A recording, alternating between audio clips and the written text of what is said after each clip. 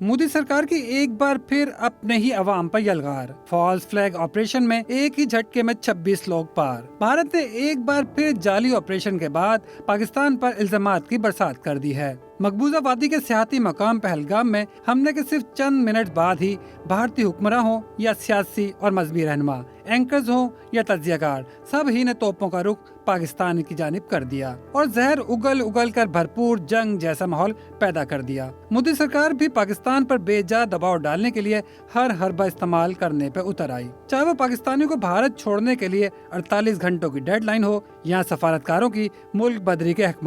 Wagah border बंद करने समेत सिंध ताज मुआहदे को एक तरफा मुअत्तल करने का ऐलान कर दिया। हिंदुत्व की पैरोकार मोदी सरकार के इक़दामात पर हर पाकिस्तानी की जहन में मुख्तलिफ सवालात जन्म ले रहे होंगे कि दरअसल सिंध ताज मुआहदा है क्या भारत यकतरफा तौर पर इसे मुअत्तल करने का इंतहाई इकदाम उठा सकता है? पाकिस्तान के पास ऑप्शन क्या हो सकते हैं? सबसे पहले बात करते हैं सिंध ताज मुआहदे की। दोनों मालिक के दरमियान 6 दरियाओं की तकसीम से मुतालिक ये तारीखी मुआहदा सितंबर 1960 में तय पाया, जिसे इंडस वाटर ट्रीटी का नाम दिया गया। इस मुआहदे में आलमी बैंक ने ज़ामिन का किरदार अदा किया। मुआहदे पर उस वक्त के पाकिस्तानी सदर जनरल अयूब खान और भारतीय वजीर आजम जवाहर लाल नेहरू ने कराची में दस्तखत किए, जिसके तहत मशरकी दरियाओं यानी रावी, ब्यास और सतलुज का कंट्रोल भारत को दे दिया गया। भारत को इन दरियाओं पर किसी भी मंसूबे का हक हासिल है जिस पर पाकिस्तान किसी किस्म का एतराज नहीं कर सकता। मगरबी दरिया यानी सिंध, झेलम और चनाब पाकिस्तान के हिस्से में आए। इन दरियाओं के 80% पानी पर पाकिस्तान का हक तस्लीम किया गया। भारत इन दरियाओं के पानी से बिजली पैदा कर सकता है, मगर पानी जखीरा करने या इसके भाव को कम करने का हक नहीं रखता। लेकिन खुद को सेकुलर मुल्क कहलवाने वाला भारत दरअसल हिंदू इंतहा पसंदों का मुल्क है।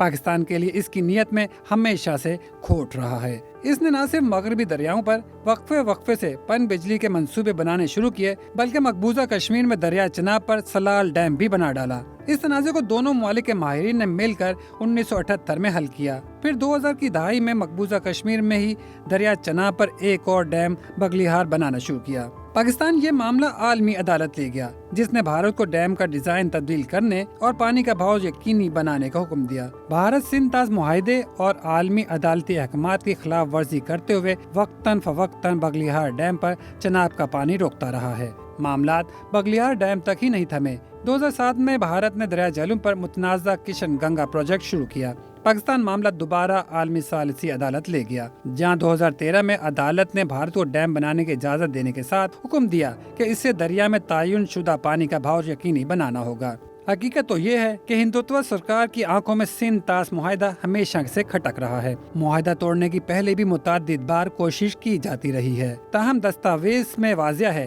कि कोई मुल्क यकतरफा तौर पर ये मुआहदा नहीं तोड़ सकता। दरियाओं की तकसीम का ये मुआहदा कई जंगों, झगड़ों और खिलाफात के बावजूद 62 साल से कायम है, जिसे दोनों ममालिक के दरमियान अब तक का सबसे कामयाब और बाअसर मुआहदा भी कहा जाता है। यहाँ ये सवाल पैदा होता है कि क्या भारत यकतरफा तौर पर सिंध ताज मुआहदा खत्म कर सकता है? इंडस वाटर ट्रीटी गैर मुअय्यना मुद्दत का एक बैनुल-अक़वामी मुआहदा है, जिसके आर्टिकल 12 की शिक 4 वाज़िया तौर पर कहती है कि मुआहदा उस वक्त ही खत्म हो सकता है जब दोनों ममालिक तहरीरी तौर पर रजामंद हों। दूसरी लफ्जों में इंडस वाटर ट्रीटी खत्म करने के लिए मुआहदे का मुसव्वदा तैयार करना होगा, जिसकी दोनों फ़रीक़ैन को तस्दीक करना होगी। मुआहदे में यकतरफा मुअत्तली की कोई शक मौजूद नहीं। अगर कोई फ़रीक अपने तौर पर मुआहदा खत्म करने की कोशिश करता है तो ये बैनुल-अक़वामी क़वानीन के खिलाफ होगा, जिसके असरात दूरस और पेचीदा ही नहीं, नताइज भी काफी संगीन हो सकते हैं। भारतीय इक़दाम तनाज़ात और कशीदगी को मजीद बढ़ा सकता है। इलाकाई अमन और इस्तेहकाम को खतरा लाक हो सकता है। बैनुल-अक़वामी क़वानीन के मुताबिक कोई भी बालाई मुल्क ज़ेरी मुल्क के पानी को नहीं रोक सकता। हमारे खित्ते में भारत ऊपर जबकि पाकिस्तान नीचे है, जिसके पानी को रोकने का भारत को कोई हक हासिल नहीं, चाहे सिंध ताज मुआहदा मौजूद हो या ना हो। अगर भारत पाकिस्तानी दरियाओं का पानी रोकने की कोशिश करता भी है तो ये बैनुल-अक़वामी कानून में एक मिसाल के तौर पर इस्तेमाल हो सकता है। सवाल ये भी है कि अगर भारत पाकिस्तानी पानी को नीचे की तरफ आने से रोकता है तो क्या ऊपर की तरफ मौजूद चीन कोई मिसाल कायम कर सकता है? चीन भी दरियाए ब्रह्मपुत्र के पानी को रोकने के लिए इसी तर्ज का कोई अमल कर सकता है, और अगर ऐसा हुआ तो यह खुद भारत के लिए भी नुकसानदेह साबित हो सकता है, क्योंकि चीन जैसी ताकतें इस सूरत हाल को बगौर देख रही हैं। اب یہ بھی جان لیتے ہیں کہ اس صورت میں پاکستان کے پاس کیا آپشن ہو سکتے ہیں۔ پاکستان یہ معاملہ معاہدے کے بین الاقوامی ضامن عالمی بینک ہی نہیں، اقوام متحدہ سمیت دیگر عالمی فورم پر بھی اٹھا سکتا ہے۔ عالمی عدالت انصاف یا عالمی ثالثی عدالت سے رجوع کیا جا سکتا ہے تاکہ قانونی کارروائی کے ذریعے تحفظ حاصل کیا جا سکے۔ بھارتی اقدام کے خلاف بین الاقوامی سطح پر مؤثر سفارتکاری سے یک طرفہ کارروائی کو چیلنج کیا جا سکتا ہے۔ مسلم ممالک ہی نہیں، قریبی اتحادیوں خصوصاً چین کے ساتھ بات چیت کر کے بھارت کے اس اقدام کا جواب دے سکتا ہے۔ عالمی برادری سے بھی بھارت پر دباؤ ڈالنے کی درخواست کر سکتا ہے۔ اگر یہ معاملہ طول پکڑتا ہے تو حکومت کو ایک جامع قومی آبی پالیسی مرتب کرنا ہوگی۔